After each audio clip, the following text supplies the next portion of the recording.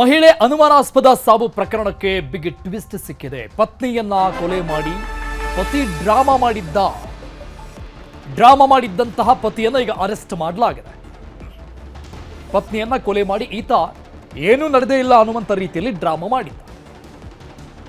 Current ಶಾಕ್ನಿಂದ ಸಾವನ್ನಪ್ಪಿದ್ದಾಳೆ ಅಂತ ಕತೆ ಕಟ್ಟಿದ್ದ ಗಂಡ. ಹೆಬ್ಬಗೋಡಿ ಪೊಲೀಸರಿಂದ ಪ್ರಶಾಂತ್ ಕುಮಾರ್ನನ್ನ ಈಗ ಬಂಧನ ಮಾಡಲಾಗಿದೆ. ಅಕ್ಟೋಬರ್ 15ನೇ ತಾರೀಕು ಆ ಮಹಿಳೆಯ ಕೊಲೆ ನಡೆದಿತ್ತು. 15ನೇ ತಾರೀಕು ನಡೆದಂತಹ ಕೊಲೆ ಪ್ರಕರಣ ಇದು. ಪತ್ನಿಯ ಶೀಲವನ್ನ ಶಂಕಿಸಿ ಆರೋಪಿ ಗಂಡ ಕೊಲೆ ಮಾಡಿದ. ಕೊಲೆ ಆಗಿರುವಂತಹ ಯುವತಿ ಫೋಟೋ ಇದು. ಕಳೆದ 9 ತಿಂಗಳ ಹಿಂದೆಯಷ್ಟೇ ರೇಷ್ಮಾ ಮತ್ತು ಪ್ರಶಾಂತ್ ಇಬ್ಬರ ಮದುವೆ ಆಗಿತ್ತು.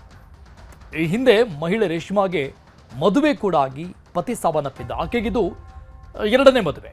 ಶಿಕಾರಿಪಾಳ್ಯದ ಓಂ ಶಕ್ತಿ ಲೇಔಟ್ನ 32 ವರ್ಷದ ರೇಷ್ಮಾ ಅನ್ನುವಂಥ ಮಹಿಳೆ ಕೊಲೆ ಆಗಿರುವಂಥದ್ದು.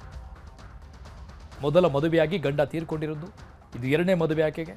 ಈಗ ಈತ ಆಕೆಯ ಶೀಲವನ್ನ ಶಂಕಿಸಿ ಹತ್ಯೆ ಮಾಡಿರೋದು ಬಗ್ಗೆ ಡೀಟೇಲ್ಸ್ ಕೊಡ್ತಾರೆ ನಮ್ಮ ಪ್ರತಿನಿಧಿ ಚಂದ್ರಪ್ಪ ಸಂಪರ್ಕದಲ್ಲಿದ್ದಾರೆ. ಚಂದ್ರಪ್ಪ, ಕೊಲೆ ನಡೆದ ನಂತರದಲ್ಲೂ ಕೂಡ ಏನೂ ನಡೆದೇ ಇಲ್ಲ ನಮ್ಮಂತ ಆಕ್ಟ್ ಮಾಡಿದಂಥ ವ್ಯಕ್ತಿ ಈತ. ಹೇಗೆ ಗೊತ್ತಾಯಿತು ಪೊಲೀಸರಿಗೆ?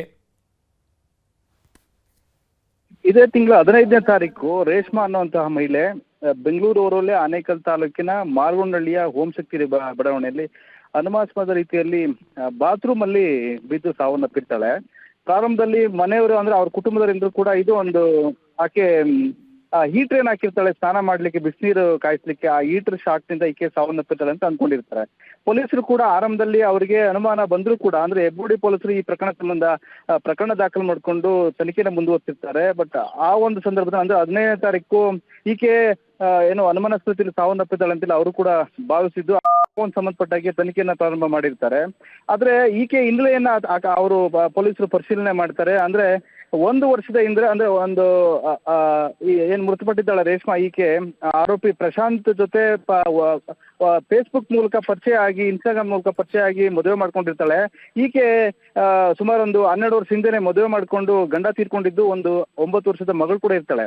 ಈ ಹಿನ್ನೆಲೆಯನ್ನ ಪರಿಶೀಲನೆ ಮಾಡಿ ಪೊಲೀಸರು ಕೂಡ ಸಾಕಷ್ಟು ತನಿಖೆ ಮಾಡೋ ಸಂದರ್ಭದಲ್ಲಿ ಈಕೆ ಅನುಮಾನಾಸ್ಪದ ಸಾವನ್ನಪ್ಪಿದ್ದಾಳೆ, ಈಕೆಯನ್ನ ಕೊಲೆ ಮಾಡಿರೋ ಸಾಧ್ಯತೆ ಅನ್ನೋ ರೀತಿಯಲ್ಲಿ ಹೆಬ್ಬಗೋಡಿ ಪೊಲೀಸರು ಕೂಡ ತನಿಖೆ ಮಾಡಿದ್ದು, FSL ರಿಪೋರ್ಟ್ ಈ ಒಂದು ಮೃತ ರೇಷ್ಮಾ ಇದ್ದಾಳೆ ಆಕೆ ಕೊಲೆ ಆಗಿರುವಂತದ್ದು ಸದ್ಯ ತಿಳಿದು ಬಂದಿರುವಂತದ್ದು. ಆರೋಪಿ ಪ್ರಶಾಂತ್ ರವರೇ ರೇಷ್ಮಳನ್ನ ಕೊಲೆ ಮಾಡಿರುವಂತದ್ದು ಅನ್ನೋ ಒಂದು ಮಾಹಿತಿ ತಿಳಿದು ಬಂದಿದೆ. ಪ್ರಮುಖವಾಗಿ ಈತ ಆಕೆಯನ್ನ ಕೊಲೆ ಮಾಡ್ಲಿಕ್ಕೆ ಆಕೆ ಯಾವಾಗ್ಲೂ ಕೂಡ ಫೋನ್ ಸಂಪರ್ಕದಲ್ಲಿ ಇರ್ತಾಳೆ, ತನ್ನ ಮಾತನ್ನ ಕೇಳೋದಿಲ್ಲ. ಜೊತೆಗೆ ಆಕೆಯ ಒಡವೆಗಳನ್ನ ಈತ ಅಡಮಾನ ಇಟ್ಟಿರ್ತಾನೆ, ಅದನ್ನು ಕೂಡ ಪದೇ ಪದೇ ಕೇಳ್ತಾ ಇರ್ತಾಳೆ. ಈ ಎಲ್ಲ ರೀಸನ್ಗೆ ಆತ ಆಕೆಯನ್ನ ಕೊಲೆ ಮಾಡಿ ಅನುಮಾನ ಬರದೇ ರೀತಿಯಲ್ಲಿ ಆಕೆಯನ್ನ ಬಾತ್ರೂಮ್ ನಲ್ಲಿ ಎಳೆದು ಇದು ಹೀಟರ್ ಶಾಕ್ ನಲ್ಲಿ ಸತ್ತಿದ್ದಾಳೆ ಅನ್ನೋ ರೀತಿಯಲ್ಲಿ ಡ್ರಾಮಾ ಕ್ರಿಯೇಟ್ ಮಾಡಿ ಈತ ಎಸ್ಕೇಪ್ ಆಗಿರ್ತಾನೆ. ಆದ್ರೂ ಕೂಡ ಪೊಲೀಸರು ತನಿಖೆ ಮಾಡಿ ಸದ್ಯ ಆರೋಪಿಯನ್ನ ಬಂಧನ ಮಾಡಿದ್ದಾರೆ. ಮೃತ ರೇಷ್ಮಾ ಪೋಷಕರು ಹೇಳುವಂತದ್ದು, ನಮಗೆ ಆರಂಭದಿಂದಲೂ ಕೂಡ ಪ್ರಶಾಂತ್ ಮೇಲೆ ಒಂದು ಅನುಮಾನ ಇತ್ತು, ಆತನ ಈಕೆಯನ್ನ ಕೊಲೆ ಮಾಡಿದ್ದಾನೆ ಅಂತೇಳಿ. ಸದ್ಯ ಈಗ ಅದು ದೃಢ ಆಗಿದೆ, ಆತನಿಗೆ ಕಠಿಣ ಶಿಕ್ಷೆ ಆಗ್ಬೇಕು ಅಂತೇಳಿ ಅವರ ಕುಟುಂಬದವರು ಆಗ್ರಹ ಮಾಡ್ತಾ ಇದ್ದಾರೆ. Arun, thank you Chandrappa details.